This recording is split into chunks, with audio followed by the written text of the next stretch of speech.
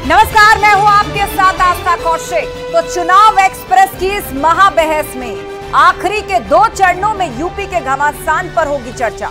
छठे और 7वें चरण में यूपी की 27 सीटों पर सियासी लड़ाई होने जा रही है। ये पूर्वांचल की वही 27 सीटें हैं जो निर्णायक साबित होती रही हैं। 2019 में बीजेपी ने इन सीटों में से 21 पर अपना कब्जा जमाया था और इस बार भी पूर्वांचल की इन्हीं सीटों पर बीजेपी खास फोकस कर रही है। तो वहीं INDIA गठबंधन भी ज्यादा से ज्यादा सीटों को अपने पाले में करने की कोशिश में है।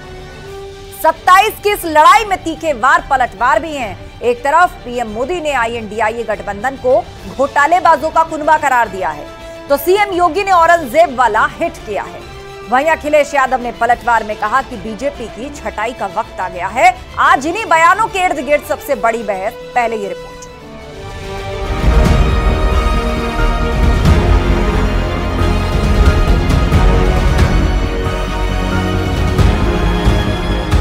चौबीस के चुनाव में अब 27 की लड़ाई।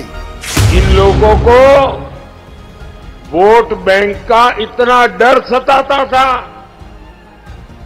सपा कांग्रेस में तुष्टीकरण का कंपटीशन होता था। आजमगढ़ में गरजे योगी, अखिलेश पर औरंगजेब पंच।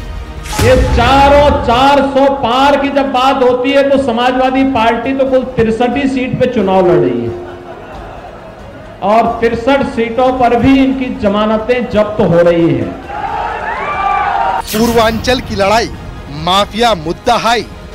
जब पूर्वांचल का चुनाव खत्म होगा और 7वें चरण खत्म होंगे, भारतीय जनता पार्टी का सफाया हो जाएगा। मोदी का प्रहार, इंडी गठबंधन, घोटालेबाज परिवार। पूर्वांचल का दम, किसका लहराएगा परचम।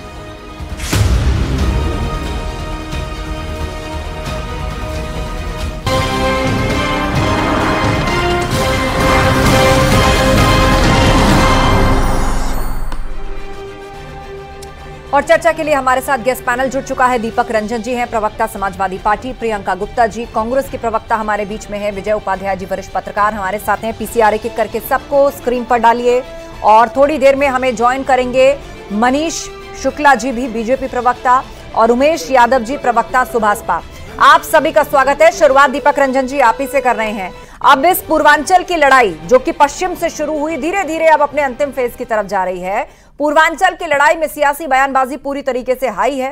कहीं पर नारी शक्ति की बात हो रही है, बीजेपी अपना महिला कार्ड खेल रही है। तो आप लोग कह रहे हैं इस सियासी वार पलटवार में कि इस बार बीजेपी का सफाया हो जाएगा, मतलब बीजेपी की छटाई का वक्त आ गया है, ये अखिलेश यादव ने कहा। मुझे जरा आप ग्राउंड रिपोर्ट्स के माध्यम से या फिर अभी तक जिस तरह की वोटिंग पैटर्न को हमने देखा है उसके माध्यम से बताइए कि कैसे आप सत्तारूढ़ दल को उखाड़ फेंकेंगे जो आप कहते हैं कि छटाई का वक्त आ गया है।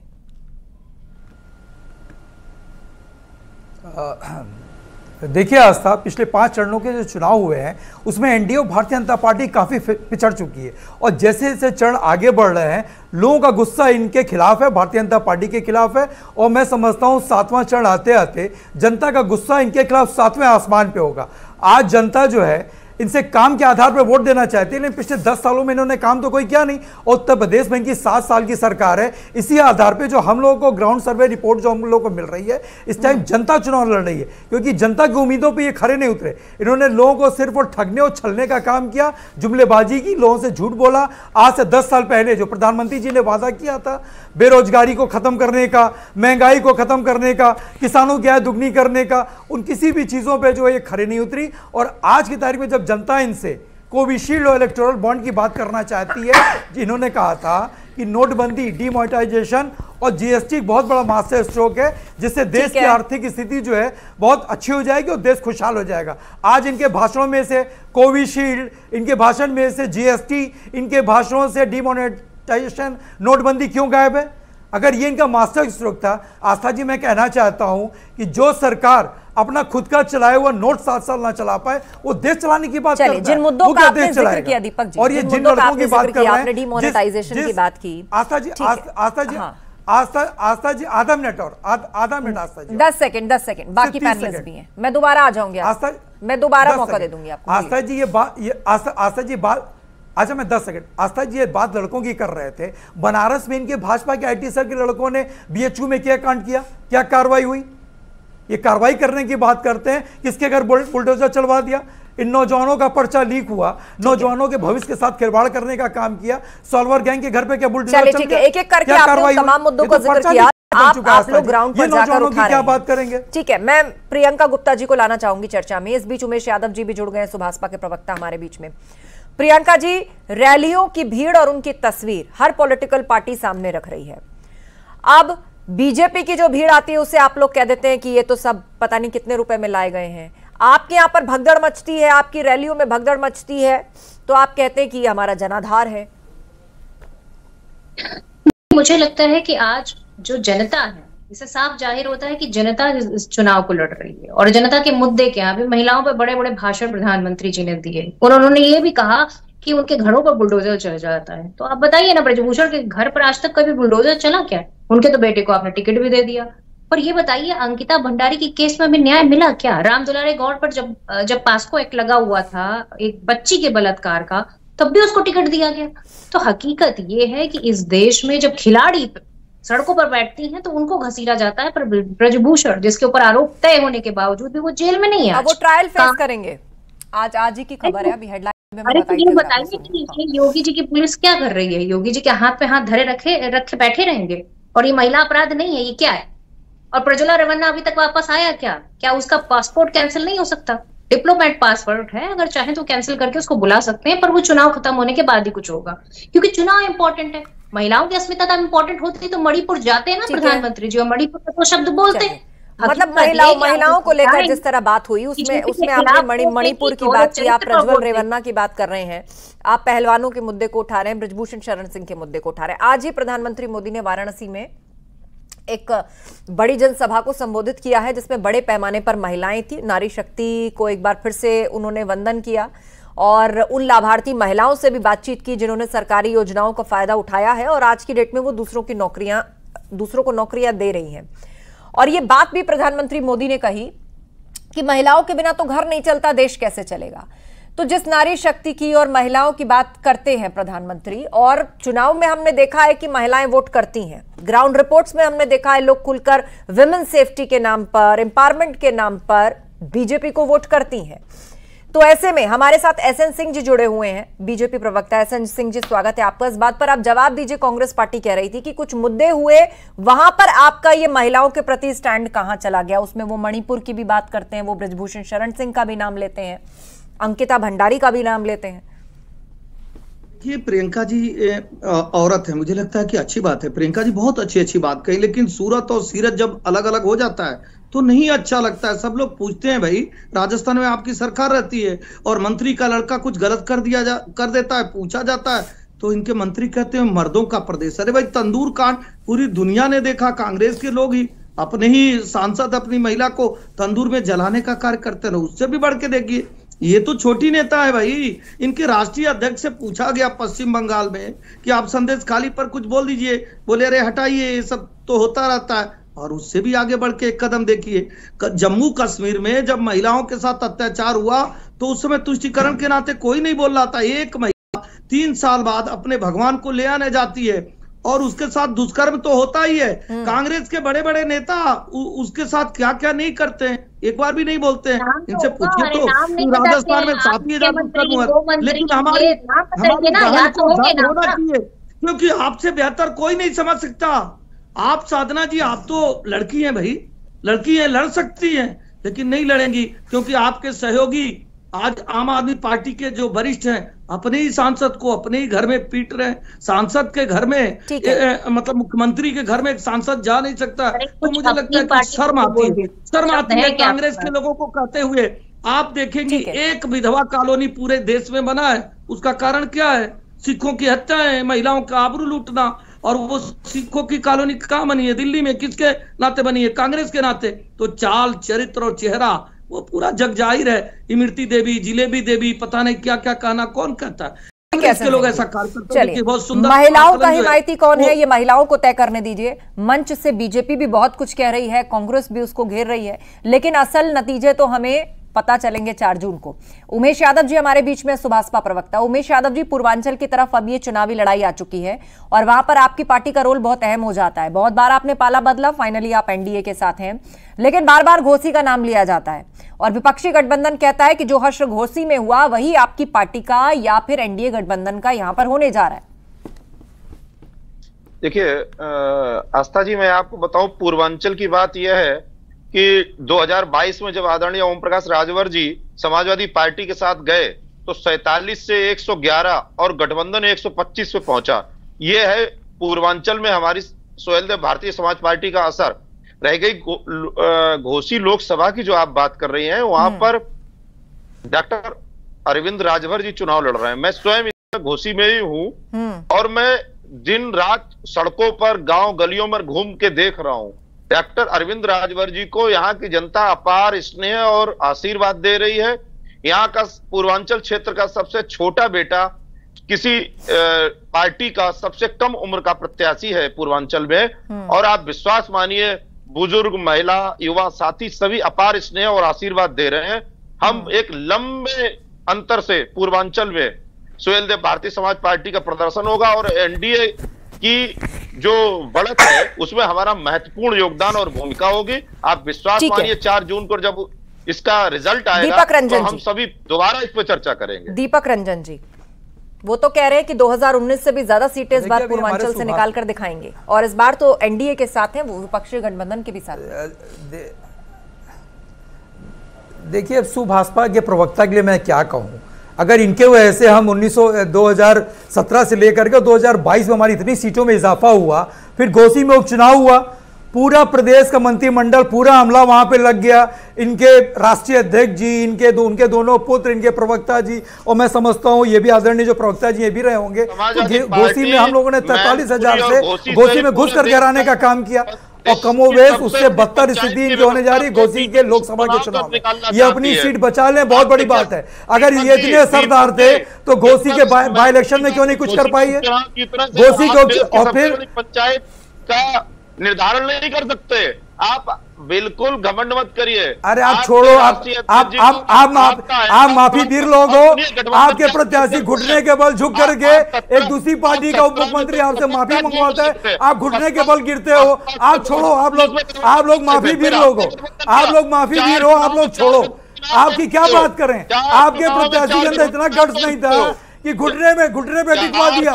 एक दूसरी पार्टी के उप मुख्यमंत्री ने, दूसरे पार्टी के नेता ने आपको घुटने पे ला आपसी बात में घुटने पे पहले ही आ जाए, पूर्व गठबंधन के साथी सेवा करेगा, पूर्व गठबंधन के साथी आपसी बात में और एक दूसरे अरविंद राजभर जी के ऊपर बड़ी तरस आ रही थी। ठीक है, जिस तरीके से दूसरे पार्टी के नेता जो है उनको घुटने पे ला करके गिरा दिया। माफी चलिए ठीक है, ये सब मुझे लगता है कि जब गठबंधन अलग हुआ होगा तो वो सीन रिक्रिएशन आप यहाँ पर कर रहे हैं, ऐसा लग रहा है कि वही सब यहाँ रिपीट हो रहा है। चलिए कोई बात नहीं, अब राहें अलग अलग है, आप दोनों के दावे अपने अपने साथ हैं। प्रियंका गुप्ता जी, प्रधानमंत्री मोदी ने चुनावों से पहले एक बात कही थी, उन्होंने कहा था मैं 4 वर्ग को मानता हूँ। विपक्षी दल जाति जाति चिल्लाते हैं, धर्म धर्म चिल्लाते हैं, मैं 4 वर्गों को मानता हूँ जिसमें गरीब है, महिला है, किसान है और नौजवान है। और आज महिलाओं को लेकर जब बीजेपी के दावे सामने आते हैं तो आप चुनाव नतीजों को उठा करके देखिए, जाति धर्म से ऊपर उठकर महिलाओं ने वोट किया है भाजपा को। अच्छा आस्था दी, मंच पे खड़े होकर किसने बताया कि मेरी जाति क्या है? प्रधानमंत्री जी ने खुद गर्व के साथ कहा कि मैं ओबीसी हूं। तो प्रधानमंत्री जी खुद ही नहीं दोहरा चरित्र दिखाते रहते हैं, कभी वो अपनी जाति बताते हैं, कभी बताते हैं कि भगवान की कौन सी जाति है। अब उनके प्रवक्ता तो ये तक बताने लगे कि भगवान भी उनकी पूजा करते हैं। अरे हद हो गई है, मतलब भारतीय जनता पार्टी अंधभक्तों की पार्टी हो चुकी है। कुछ भी कोई कुछ बोलता था, किसी भावनाओं से कोई मतलब नहीं रह गया, मतलब भगवान उनकी भक्ति कर रहे हैं। तो मतलब आप ये समझिए कि इस समय भारतीय जनता पार्टी के पास कोई मुद्दा नहीं है। अभी आप एसएन सिंह जी से पूछिए कि उनके मैनिफेस्टो में क्या है, तो वो 2 काम नहीं गिना पाएंगे। और वो जनता को देना क्या चाहते हैं, उनका विजन भी किसी तरह से क्लियर नहीं है। अगर हम बात करते हैं रोजगार की, तो 30 लाख सरकारी नौकरियों की बात करते हैं, हम 10 किलो राशन की बात करते हैं, हम बात करते हैं कि हम किसानों को एमएसपी देंगे, उनका ऋण माफ करेंगे और उनके बच्चों को जब वो सेना में जाना चाहते हैं उन्हें ठेके की नौकरी नहीं देंगे। ये 4 बहुत महत्वपूर्ण मुद्दे आपने उठाए प्रियंका जी, और उनकी चर्चा जो है वो बीते 1.5-2 साल से पूरे देश में हो रही है। इनको आप अपने मैनिफेस्टो में आप लोगों ने शामिल किया है और अब आप कह रहे हैं कि हम 30 लाख से ज्यादा रोजगार देंगे। एसएन सिंह जी, 4 बड़ी बातें यहां पर कांग्रेस पार्टी निकाल करके लाई है। एक तो रोजगार, जिसको लेकर सरकार के खिलाफ ये पूरा मुद्दा और माहौल विपक्षी पार्टियों ने बनाया हुआ है कि सरकार रोजगार नहीं दे पा रही है। दूसरा, एमएसपी की बात, जिसे लेकर बड़ा आंदोलन पूरे देश ने देखा है किसानों का। तीसरा, जो मुद्दा अग्निवीर को लेकर बनाया गया, सेना में जाना है यदि किसी को तो उसके लिए परमानेंट नौकरी की व्यवस्था, ये कांग्रेस पार्टी कह रही है। तो ये वो मुद्दे हैं जिसने देश को एक बड़ी चर्चा या आंदोलन की तरफ बीते सालों में डाला है। तो क्या आपके मैनिफेस्टो या आपके कामकाज में इस बात का, इन मुद्दों का कोई जवाब नहीं है? आस्था जी, हम तो मुद्दों पर ही चुनाव लड़ रहे हैं। आस्था जी, ये कौन कहता है कि वोट जिहाद करिए? कौन कहता है कि जो लोग भारतीय जनता पार्टी को वोट करें उनका हुक्का पानी बंद कर दीजिए? आस्था जी, ये कौन कहता है कि हम 70% हो गए हैं, भगीरथ में मार के फेंक देंगे? कौन कहता है कि इस बार भारतीय जनता पार्टी जीत जाएगी? सब कांग्रेस के लोग कहते हैं तो मुसलमानों पर आक्रमण होगा। अरे आस्था जी, हम तो बताने का कार्य कर रहे हैं। चूंकि आस्था जी, हमने जो कार्य किया ना, वो तुष्टिकरण वालों का थोड़ा दर्द बढ़ गया। आप बताइए आस्था जी, 3 तलाक पर कानून आ जाता है, उससे बहनों का, माताओं का, भाइयों का फायदा नहीं होता। वो किसी की बेटी थी भाई, किसी की बहन थी। 3 तलाक पर कानून आता है, तुष्टिकरण वालों के पेट में दर्द हो जाता है। 370 जैसी धारा बदल जाती है तो हमें लगता है कि हमारी गुप्ता बहन जो यहाँ बैठी है, इनको दर्द बढ़ जाता है। क्यों बढ़ जाता है? भव्य राम का मंदिर बनता है, वो हमारे मैनिफेस्टो में था। और आज हमारे मैनिफेस्टो की बात करते हैं। आज भारतीय जनता पार्टी जो चुनाव में जा रही है, वो बता कर जा रही है कि हमने 4 करोड़ आवास दिया, हमने गरीब कल्याण की योजनाएं चलाई, किसी के घर को उजाला किया, किसी को उज्ज्वला दिया, किसानों को सम्मान निधि दिया। आज तक किसानों को सम्मान निधि क्यों नहीं दिया जाता था? हम 5 लाख रुपए गरीबों को दवा के लिए देते थे। आज 70 साल से ऊपर के जितने बुजुर्ग होंगे, हम दवा की बात करेंगे। अरे हम पीसीआर सबको विंडो में रखिए, यदि किसी को जवाब देना है तो हाथ उठा सकता है। कि आप बताइए, जो लिखा ही नहीं है आरक्षण धर्म के आधार पर आरक्षण। ठीक है एसएन सिंह जी। प्रियंका जी हाथ उठा रही, बोलिए प्रियंका जी। आपको जवाब मिले उन मुद्दों के? वो बता रहे हैं कि हमने ये सारे काम में जाति धर्म का भेद नहीं किया। आस्था जी, योजनाएं आई तो सबके लिए आई। मंत्री कहते हैं आस्था जी 10 सेकंड ठीक है, 10 सेकंड बात पूरी कर लीजिए। 1 सेकंड प्रियंका जी, बात पूरी सुन लेते हैं एसएन सिंह जी की। बोलिए एसएन सिंह जी, 10 सेकंड। कौन कहता है भैया? मुद्दों की बात करिए तो मैं बताऊंगा कि आज उत्तर प्रदेश में रैपिड रेल है, डिफेंस कॉरिडोर है, खाद का कारखाना है, मूल की फैक्ट्री है, 20 नए चीनी मिलों के क्षमताओं में वृद्धि है, सर्वाधिक गन्ने मूल का भुगतान है। ठीक है, चलिए जवाब ले लेते हैं। प्रियंका जी बोलिए। 700 ही दंगे हुए उत्तर प्रदेश में, सबसे ज्यादा महिला अपराध उत्तर प्रदेश में, एनेमिक महिलाएं सबसे ज्यादा उत्तर प्रदेश में, बेरोजगारी सबसे ज्यादा उत्तर प्रदेश में। उत्तर प्रदेश में युवा बिहार जाता है नौकरी करने के लिए, उत्तर प्रदेश से युवा जाता है इजराइल नौकरी करने के लिए। आप बताइए तब क्या आपको राजस्थान में बोलती नहीं है, छत्तीसगढ़ में दलित महिला के साथ दुराचार होता है, आप बोलती नहीं है। प्रियंका जी, आपको तो सोचना चाहिए, आप तो बहन है, आप बहन है महिलाओं के लिए। आप नहीं प्रियंका जी बोलेंगी तो कौन बोलेगा? प्रियंका जी, आपको सोचना चाहिए। आप क्या कहते हैं? हिंदू लड़के मंदिर लड़कियां छेड़ने जाते हैं। अरे भैया क्यों ऐसे बात करते हैं? बताने के लिए कोई काम एक एक करके बोलिए। एसएन सिंह जी देखिए, आपकी बात उन्होंने सुनी, पेशेंस के साथ। अब उनका जवाब मैं फिर मौका दे दूंगी। हमारा नहीं है, ये सरकार का डाटा है कि 83% युवा बेरोजगार है। 1 सेकंड अप्रैल मंथ में 47 इंटरप्ट करते जा रहे हैं बीच में। ये देखिए, लगातार इनकी हताशा निराशा इनकी दर्शा रही है। सुनने की बूता नहीं आस्था जी लोगों के अंदर, सुनने की बूता नहीं, क्योंकि इन्होंने कुछ किया तो है नहीं। वही निगेटिव नैरेटिव क्रिएट करके आते हैं लोग। दीपक बात रखिए। ठीक है एसएन सिंह जी, आपने एक एक करके सरकारी योजनाएं गिनाई, सरकार का रिपोर्ट कार्ड रिपीट किया। चुप हो जाओ, आप बहुत बातें वही निगेटिव नैरेटिव क्रिएट करके आते हो। आप रटा रटाया पढ़ा पढ़ाया, कोई नई बात नहीं होती आप लोगों के अंदर। आप बात 370 की कर रहे हो ना, आप बात 370 की कर रहे हो। 370 के बाद अगर अमन चैन कायम है तो वहां पर चुनाव कराने की हिम्मत क्यों नहीं करा पा रही भारतीय जनता पार्टी? विधानसभा का चुनाव लोकसभा के साथ क्यों नहीं करा रही? घाटी में इन्होंने अपने 3 प्रत्याशी खड़े उतारे। और आस्था जी, बात आरक्षण की हो रही है, ये भारतीय जनता पार्टी के लोग हैं जिन्होंने ओबीसी को आरक्षण देने में 1999 में चर्चा इस तरह नहीं चलेगी। और प्रधानमंत्री जी का फाइबर तो सवाल पूछूंगी। प्रधानमंत्री जी का फाइबर तो ओबीसी है। नहीं, इस तरह आप सभी शांत हो जाइए, आप सभी शांत हो जाइए। हमारे साथ वरिष्ठ पत्रकार विजय उपाध्याय जी भी हैं, उनसे अभी तक एक भी कमेंट हम नहीं ले पाए। विजय जी माफी के साथ, क्योंकि आप देख रहे हैं किस तरह यहाँ पर पेशेंस की कमी है, एक दूसरे के पीछे लोग पैनलिस्ट चढ़ने को तैयार है। माना कि चुनाव के 5 चरण पूरे हो चुके हैं, 2 चरण अभी बाकी हैं, लेकिन कहते हैं कि उत्तर प्रदेश पर वही राज करता है जिसको पूर्वांचल पास करता है। विजय जी बिल्कुल ठीक बात है। देखिए 27 सीटें पूर्वांचल में हैं। पिछली बार सपा बसपा आरएलडी अलायंस थी और बीजेपी के मुकाबले उस समय बीजेपी के पास सिर्फ 2 पार्टियां सहयोगी थी, एक निषाद पार्टी, दूसरी अपना दल। इस बार बीजेपी ने पूर्वांचल के लिए अपना कुनबा बढ़ाया है। सोहेलदेव भारतीय समाज पार्टी को इन्होंने लिया, जैसे पश्चिमी उत्तर प्रदेश के लिए उन्होंने आरएलडी को ले लिया था अपने साथ। इसके अलावा अभी जल्दी ही 2 पार्टियां ऐसी हैं जिन्होंने, एक जनवादी पार्टी और एक और पार्टी है, उन्होंने इनको बिना गठबंधन के समर्थन दिया है। तो इस बार लड़ाई बहुत टफ है, कांटे का मुकाबला है इंडिया और एनडीए में। देखिए 2019 में भी 90% वोट दोनों गठबंधन के हिस्से में बटे थे, तो मैं उम्मीद करता हूं कि इस बार भी 90% वोट के आसपास दोनों गठबंधनों के बीच में बटेंगे। बीएसपी के वोट क्या कम होंगे या बढ़ेंगे? अगर बढ़ेंगे तो कहां से खींच के वापस लेंगे वोट? दूसरा, अगर बीएसपी के वोट कम होंगे तो कैसे जी कुछ कह रही हैं आप? नहीं जी, बात पूरी कीजिए विजय जी।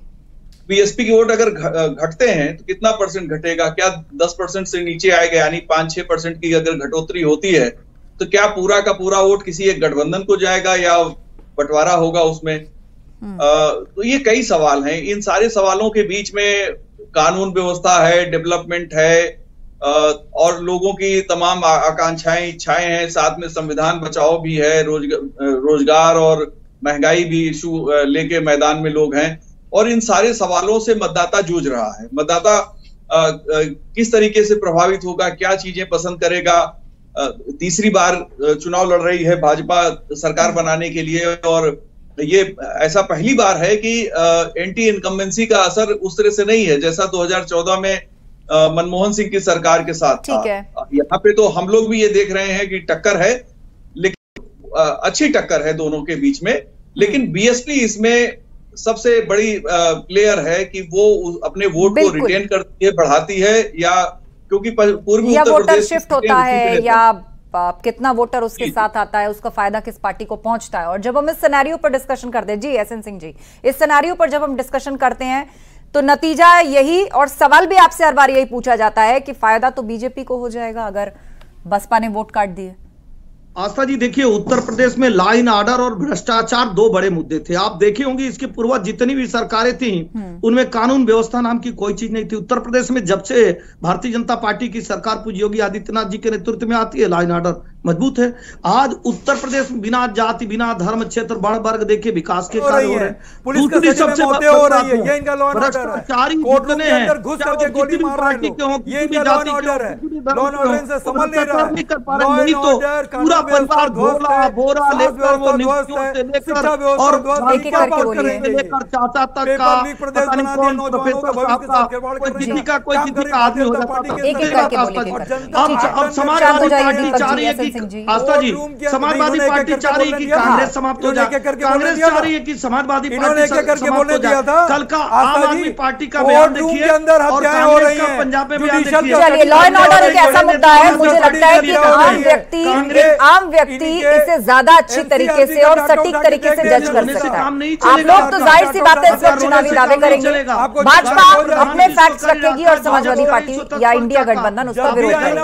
आप दोनों शांत हो जाइए, एसएन सिंह जी और दीपक जी। दीपक जी, अब मेरा सवाल आपके लिए, मेरा सवाल आपके लिए, दीपक जी मेरी आवाज पहुंच रही है, मेरा सवाल आपके लिए।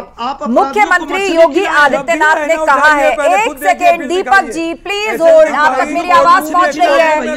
आप दोनों कॉन्वर्सेशन में हम नहीं है, एसएन सिंह जी और दीपक जी, मेरा सवाल सुनिए। नहीं, मेरा सवाल सुनिए दीपक जी, ठीक है, आपने बात पूरी की, उनको जवाब दे दिया, मेरा सवाल सुन लीजिए। सवाल मेरा ये है, मुख्यमंत्री योगी आदित्यनाथ वो भी जनसभाएं कर रहे हैं, यूपी में भी कर रहे हैं, यूपी से बाहर भी कर रहे हैं। उन्होंने ये कहा है कि INDIA गठबंधन, उसके जो दल है उनके अंदर औरंगजेब की आत्मा घुस गई है, ये लोग अगर सरकार में आए तो ये फिर से जजिया टैक्स लगाएंगे। 400 पार के नारे से समाजवादी पार्टी डर गई है, इंडी गठबंधन के लोगों में औरंगजेब की आत्मा घुस गई है। अब मुझे आप जवाब दीजिए। आस्था जी, जो देश जो है वो संविधान से चलता है। आप चाहती हैं मैं इनके अनर्गल बयानों का मैं बयान देता रहूं? अरे आप देश से इनके किए हुए कामों के बारे में जानना चाहते हैं, ये तुष्टिकरण की राजनीति करना चाहते हैं, ये हिंदू मुस्लिम कराना चाहते हैं। एक तरफ देंगे प्रधानमंत्री जी कहते हैं होली नहीं मनाएंगे, जुम्मे की नमाज पढ़ेंगे, मेरे वहाँ खाना नहीं बनता और मैं राम का मंदिर जाता हूं, आप वहां नहीं जा रहे हैं और एक अपराधी के घर चले जा रहे हैं। आपने संविधान से देश चलाया। कौन कर रहा है तुष्टिकरण? कौन कर रहा है तुष्टिकरण? मऊ के दंगे का कारण क्या था? ये हमसे पार्टी की सरकार बहुत बातें भाजपा के पास नहीं है कहने के लिए, तो सवाल ये कि कौन कर रहा है तुष्टिकरण की आज किसानों की शहादत ये भी जनता ही तय करेगी, उस पर बात नहीं करेंगे। किसानों को सम्मान निधि, गरीब कल्याण की योजना है, उत्तर प्रदेश का विकास, अपने भारतीय जनता पार्टी का नोटबंदी पर बात नहीं करेंगे। चलिए ठीक है, आप दोनों शांत हो जाइए। प्रियंका गुप्ता जी जवाब देना चाहते हैं। प्रियंका जी, अब विरासत टैक्स की बात भी चुनावों में खूब हुई और मंच से बार बार सैम पित्रोदा की बात को याद दिलाया गया, जिसको जस्टिफाई करते हुए कांग्रेस के भी कई सीनियर लीडर नजर आए।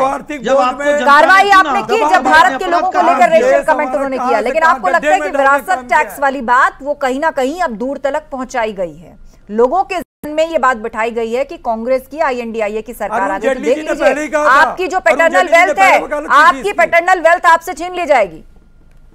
कांग्रेस को तो उनके सहयोगी समाप्त करने के लिए लगे हैं। ठीक है, आम आदमी पार्टी कह रही है कांग्रेस समाप्त हो जाए, समाजवादी पार्टी चाह रही है कांग्रेस समाप्त हो जाए, ममता बनर्जी चाह रही है कांग्रेस समाप्त हो जाए। गाली सुनने के बाद उनको अपना अलायंस पार्टनर बनाए हुए। आप लोग झगड़ा मत कीजिए, झगड़ा मत कीजिए, काउंटर भी करना है तो उसके लिए समय मिल रहा है आप लोगों को, लेकिन पॉइंट पर बहस होने दीजिए। जो बिंदु आगे बढ़ रहे हैं उन पर बहस होने दीजिए।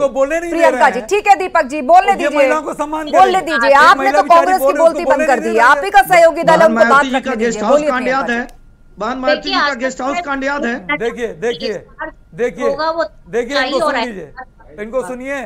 तानाशाही भारतीय जनता पार्टी की है, जिस तरह से वो तानाशाही दिखा रही है, जिस तरह से उनके नेता दिखा रहे हैं, जिस तरह देश के संसाधनों पे एक अधिकार आप बताइए, देश में इमरजेंसी आप लगवाइए, आपके नेता महिलाओं का सम्मान के टुकड़े टुकड़े महिलाओं की आवाज दबाने का काम करते हैं, यही टुकड़े टुकड़े कर देंगे, ये महिलाओं की आवाज दबाने का काम करते हैं। सिंह जी दीपक जी भागीदार करके लगातार इंटरप्ट कर रहे हैं। स्वास्थ्य शिक्षा रोजगार महंगाई में इनके पास कोई जवाब नहीं है, कोई जवाब नहीं दे सकते। पर्चा लीक में कोई जवाब नहीं है। कोविशील्ड लगा करके एक सेकंड, अब आप लोग कोविशील्ड पर राजनीति करेंगे, मुद्दे खत्म हो गए क्या सारे? आप रोजगार की बात कर रहे थे, आप महंगाई की बात कर रहे थे, अब आप कोविशील्ड पर आ गए। कमजोर पड़ गए क्या वो मुद्दे महंगाई रोजगार के? आप कोविशील्ड पर राजनीति करेंगे, उसको तो कम से कम छोड़ दीजिए। पूरे विश्व में एस्ट्राजेनेका के फॉर्मूले से वैक्सीन लगी है। अरे कौन राजनीति कर रहा है? अब आप कंपनी कोर्ट में आकर कोई बात मानती है तो उस पर आप राजनीति करके पॉलिटिकल पार्टी को घेरेंगे, जिसकी सरकार थी, जिसने वैक्सीन का बंदोबस्त किया। पूरी दुनिया में बहुत से देश हैं जिसने एस्ट्राजेनेका के फॉर्मूले की वैक्सीन लगाई है। स्वतंत्रता दिवस मनाएंगे हम लोग। आप लोग इस तरह उसको राजनीतिक मुद्दा बना रहे हैं, जैसे भाजपा के दफ्तर में तैयार हुई थी वो वैक्सीन। आप नहीं, राजनीति कौन कर रहा है? जान से खिलवाड़। आप मुझे बताइए, आप महंगाई के मुद्दे को बात कर रहे हैं, आप रोजगार के मुद्दे को पकड़ करके चल रहे हैं, तो उसमें कोविशील्ड कहां से आ गई? मीडिया भी नहीं बोल रही है, मीडिया भी नहीं बोल रही है। वोट जी आस्था जी जान से बढ़ करके कुछ होगा बता दो। चलाइए ये तो पूरी दुनिया के लिए ना दीपक जी, ये पूरी दुनिया के लिए। को डेंगू मलेरिया कहिए तो हम अपने थोड़ी ना बोल रहे, वहाँ पे मंदिर की जगह और बनवा देंगे, हम आपके सहयोगी लालू प्रसाद यादव जी कहते हैं हाँ हम संविधान के विरुद्ध जाकर अल्पसंख्यकों को आरक्षण देंगे।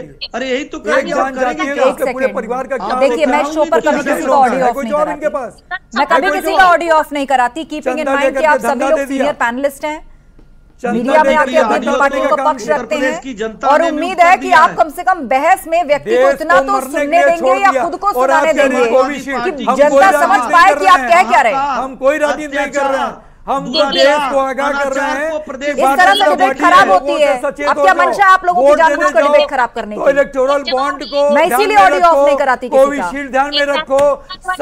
मुझे मजबूरी में पैनल को बोलना पड़ेगा। मैं जिससे सवाल पूछूंगी उनकी ऑडियो जाएगी। ठीक है दीपक जी प्लीज होल्ड। प्रियंका गुप्ता जी अब आपका जवाब। देखिए मैं पूछती हूँ कि विश्व में सब जगह वैक्सीन लगी, पर किसी भी वैक्सीन बनाने वाली कंपनी से उस देश की सरकार ने चंदा नहीं लिया होगा, और यहाँ भारतीय जनता पार्टी ने उससे चंदा लिया और उस चंदे को इस देश की सुप्रीम कोर्ट ने असंवैधानिक बताया।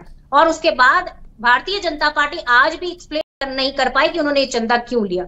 हकीकत ये है कि इस देश में चंदे के बदले धंधा दिया गया और आज उनके सर्टिफिकेट से प्रधानमंत्री जी की फोटो क्यों गायब कर दी गई? उसका क्या जवाब है? कोई नहीं जवाब। अब उसका जवाब एसएन सिंह जी। ठीक है प्रियंका जी, बात पूरी हो गई। अब एसएन सिंह जी जवाब। देखिए प्रियंका जी से मैं कहूंगा कि कांग्रेस के अनाचार को जनता ने देखा है। मारुति कंपनी तब तक शुरू नहीं हुई जब तक कि इनके घरेलू, इनके जो एक नेता है राहुल जी, उनके बड़े चाचा का उसमें शेयर नहीं हुआ होता है। एंडरसन कांड में किस तरह जहाज में बैठाकर भेजते हैं, सब लोगों ने देखा। आदरणीय सुषमा स्वराज जी हाउस में बोली कि ऐसा दुराचारी कांग्रेस की, एक समय 20 रुपए में चावल निर्यात हो रहा था और उसी समय में 40 रुपए में चावल आयात हो रहा था और दोनों बंदरगाह पे खड़े थे। ऑन रिकॉर्ड कर रहा हूं और ये ऑन रिकॉर्डेड है हाउस में। ऐसी भ्रष्टाचारी कांग्रेस की सरकार को देश ने देखा हुआ है। इनकी कथनी और करनी में बहुत अंतर है। अब गिड़गिड़ा इसलिए रहे कि सत्ता से दूर चले गए आस्था जी, और मैं तो कह रहा हूं आप प्रयास करिए, लेकिन आप हिंदू धर्म को गाली देकर, हिंदू धर्म को डेंगू मलेरिया कह के, राम की सत्ता पर सवाल उठाकर कौन आपको उत्तर प्रदेश और देश में चुनेगा? कोई नहीं चुनेगा। आज ममता बनर्जी क्यों आपका साथ छोड़ दी? क्योंकि वो जानते हैं कि पश्चिम बंगाल में आगे लड़ाई आपसे होने वाली है। क्यों आम आदमी पार्टी आपके भ्रष्टाचार को पंजाब में उजागर कर रही है? क्यों केरल में लेफ्ट आपके भ्रष्टाचार को उजागर कर रही, और सभी पार्टियां आपके भ्रष्टाचार के विरोध में खड़ी हुई है। आम आदमी पार्टी आपके ही भ्रष्टाचार में उसका जन्म हुआ। तो प्रदेश की जनता ये देख रही है, जान रही है कि सारे भ्रष्टाचारी सिर्फ विजय उपाध्याय जी, मोदी जी को हटाओ, क्यों मोदी जी को हटाओ? मोदी जी विकास का कार्य कर रहे हैं। विजय जी, भ्रष्टाचार की बात चली है तो बताइए, जब 2024 के चुनाव का आगाज हुआ था तो भ्रष्टाचार को एक बड़े मुद्दे के तौर पर बीजेपी ने रखा और कहा था कि जो 24 की जंग है ये भ्रष्टाचार के खिलाफ है, ये परिवारवाद के खिलाफ है। लेकिन अब हम 5 चरण देख चुके हैं, छठे चरण के लिए अब कौन से मुद्दे उठाए जा रहे हैं? आपको लग रहा है कि जनता से जुड़े मुद्दों पर सत्ता पक्ष या विपक्ष दोनों के मुद्दे केंद्रित हो गए हैं, या एक बार फिर से अपने अपने वोट बैंक को संदेश पहुंचाने के लिए लड़ाई परसेप्शन की चल रही है?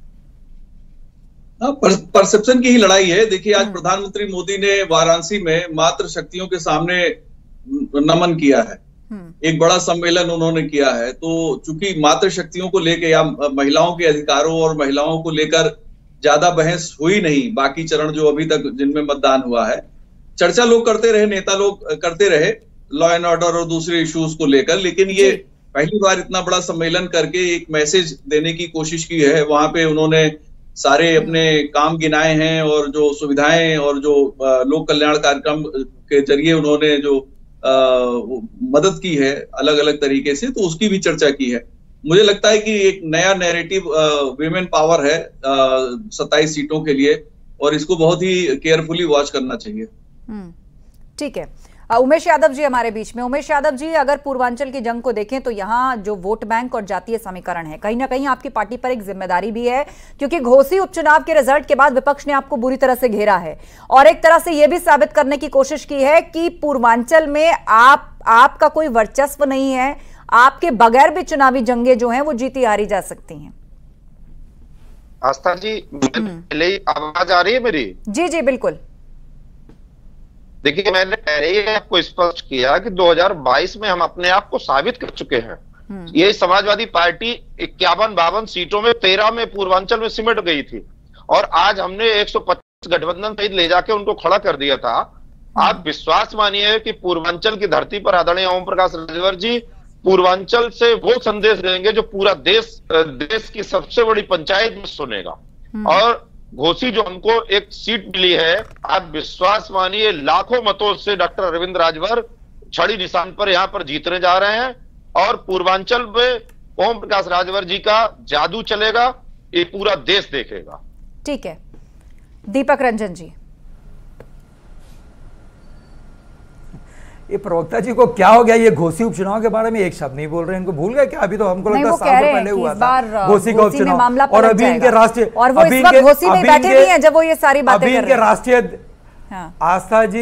आस्था जी लेट मी कंक्लूड, इनके जो राष्ट्रीय अध्यक्ष जी हैं वो जनता से अपील कर रहे हैं और सारा वीडियो फुटेज, सारा जो विजुअल्स लोगों ने देखा होगा, वो जनता से अपील कर रहे हैं वोट देने की। जनता साफ कह रही है नहीं देंगे वोट। शायद हमको लगता है हमारे प्रवक्ता जी ने वो विजुअल देखा नहीं, आपके चैनल ने भी देखा होगा। जनता खुलेआम कह रही है और इन्हीं के समाज के लोग कह रहे हैं, खैर समाज के फेर में हम नहीं पढ़ना चाहते, इनके खुद के कार्यकर्ता कह रहे हैं। और इससे बुरा क्या हो सकता है कि इनके एक दूसरे दल के जो है नेता ने तो घुटने के बल इनके प्रत्याशी को ला करके खड़ा कर दिया।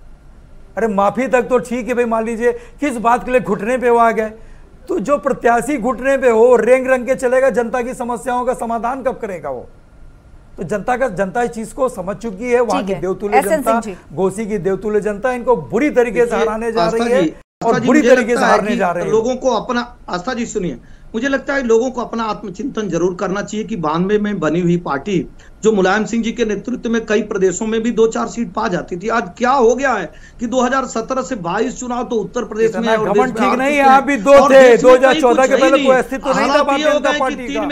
2014 के पहले कोई अस्तित्व नहीं था। अपना भी ध्यान कर लो, आप दोनों अपना ध्यान कर लो। जनता ढहा दे रही है, वही चीज रिपीट होने जा रही है, जनता वही रिपीट जा रही है। और तीसरी बात मैं जरूर कहना चाहूंगा, रोटी को पलटते रहना चाहिए, हमारे मित्र समाजवादी पार्टी के रहना चाहिए, वरना जल जाएगी रोटी। ये जनता जानना चाह रही है, पलट दिया मंदबुद्धि, उनको वोट मत देना। अच्छा, पूर्वांचल की कुछ महत्वपूर्ण सीटों की बात कर लीजिए। ओके एसएन सिंह जी, दीपक जी झोला उठा के चले जाएंगे, झोला उठा के चले जाएंगे। Please stay you made your point. मैं दोबारा आपके पास आऊंगी। प्रियंका जी, मुझे एक बात बताइए, पूर्वांचल में कुछ सीटें हैं जिनको लेकर चर्चाएं बहुत ज्यादा हैं। फूलपुर के लिए कहा जा रहा है कि यहां पर मजबूती से चुनाव लड़ रही है कांग्रेस, अब मामला एक तरफा नहीं होगा। आजमगढ़ को लेकर के कहा जा रहा है कि यहां पर मजबूती से चुनाव लड़ रहा है गठबंधन, उपचुनाव की जो परिस्थिति है वो पलट जाएगी। आपको लग रहा है कि 2019 से पहले भी बहुत सारे मुद्दे खड़े किए गए थे, इन्हीं सब चर्चाओं पर, इन्हीं के इर्द गिर्द बात हो रही थी, लेकिन पूर्वांचल का कहा इसलिए गया क्योंकि बीजेपी ने यहाँ की ज्यादातर सीटें जीती कि ये किला है बीजेपी का। आपको लग रहा है कि इस बार आप वहां एग्रेसिवली वाकई लड़ रहे हैं या मुद्दे वहां पर घर घर पहुंचाए हैं आपने जो आप पूर्वांचल से में बीजेपी के किले को ध्वस्त कर देंगे? देखिए आस्था जी, जो पूर्वांचल का एरिया है उसमें जो मैक्सिमम समस्याएं हैं वो आवारा पशुओं की समस्या है, जिस पर भारतीय जनता पार्टी लगातार नए नए वादे करती चली आई। उन्होंने कहा कि हम जो इस बार समस्या का समाधान कर देंगे। प्रधानमंत्री जी खुद कह के आए, पर हकीकत ये है जब खून पसीने से किसान अपनी फसल तैयार करता है तो मिनटों में जो आवारा पशु आते हैं उसको चर के चले जाते हैं। हकीकत ये है कि उनका जीना दुश्वार हो चुका है और प्रधानमंत्री जी के वादे सिर्फ खोखले निकले। हकीकत ये है कि आज भारतीय जनता पार्टी पर, उनके वादों पर कोई विश्वास करने को तैयार नहीं है, चाहे वो 2 करोड़ रोजगार हो, चाहे स्मार्ट सिटी हो, चाहे मेक इन इंडिया हो, मेड इन इंडिया हो, चाहे वो उन्होंने जितने बड़े वादे किए काला धन वापस लाने के, हर तरह से वो फेल नजर आए।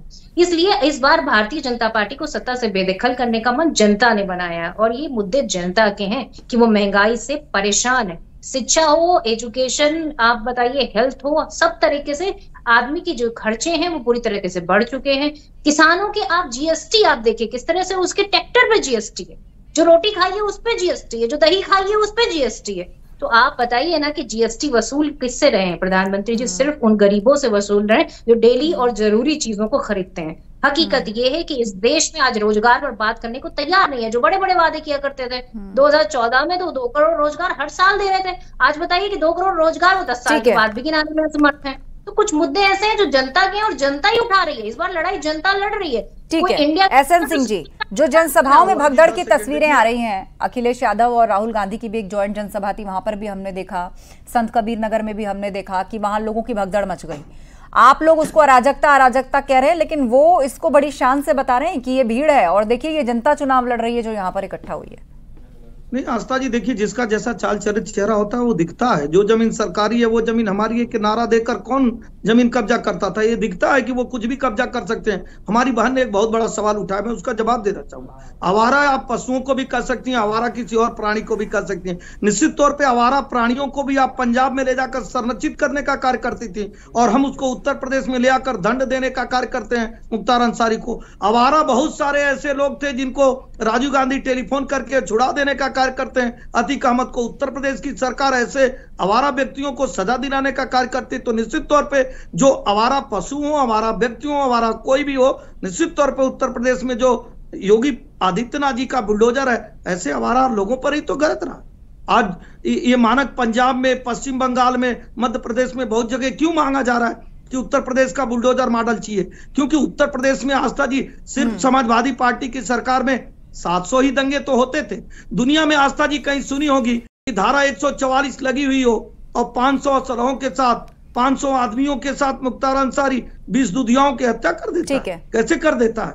और मछली बनाई जाती है, तालाब खोदे जाते हैं, कुत्ते से हाथ मिलाया जाता है, अपराधियों का साथ दिया जाता है, आतंकवादियों को छोड़ा जाता है। ये सारी घटनाएं उत्तर प्रदेश में हो रही थी। आज चलिए डिबेट अंतिम पड़ाव में है। आपने जिन बातों को, जिस तस्वीर को रखा कि जब सपा की सरकार थी तो यूपी में क्या क्या होता था, उसका जवाब दीपक रंजन जी से। दीपक रंजन जी, आप लोग इस इमेज को बदल पाए हैं? इस तरह की घटनाओं को बार बार बीजेपी याद दिलाती है, कभी आतंक से जोड़ती है, कभी भूमाफियाओं से जोड़ती है, कभी गुंडागर्दी से जोड़ती है। मिनट दीजिएगा अनइंटरप्टेड। अभी इन्होंने कहा कि जो जमीन सरकारी है वो जमीन हमारी है। इनके जो सहयोगी दल है ना, ओम प्रकाश राजभर जी, उसके राष्ट्रीय अध्यक्ष जी ने सोनभद्र में खुले मन से कहा था, खुली सभा में कहा था अपने कार्यकर्ताओं से कि जा करके कब्जा कर लो सरकारी जमीनों पे, जो जमीन सरकारी है वो जमीन हमारी है। मसूद अजहर को छोड़ने का काम किसने किया था? किसकी सरकार ने छोड़ा था मसूद अजहर को? एसएन सिंह जी, क्लोजिंग और ये जिसकी बात कर रहे हैं निवेदन करते हुए आपके जिम्मेदार चैनल पर ये जरूर कहूंगा कि उत्तर प्रदेश की जनता बहुत समझदार है। उत्तर प्रदेश की जनता ने आताताइयों की सरकार को देखा है। उत्तर प्रदेश की जनता विकास की सरकार को देख रही है और ये पूरा विश्वास है कि लोग बिल्कुल, और तय भी जनता को ही करना है। आप सभी पैनलिस्ट का बहुत शुक्रिया। इस बहस को यही खत्म करना है, वक्त इजाजत नहीं देता।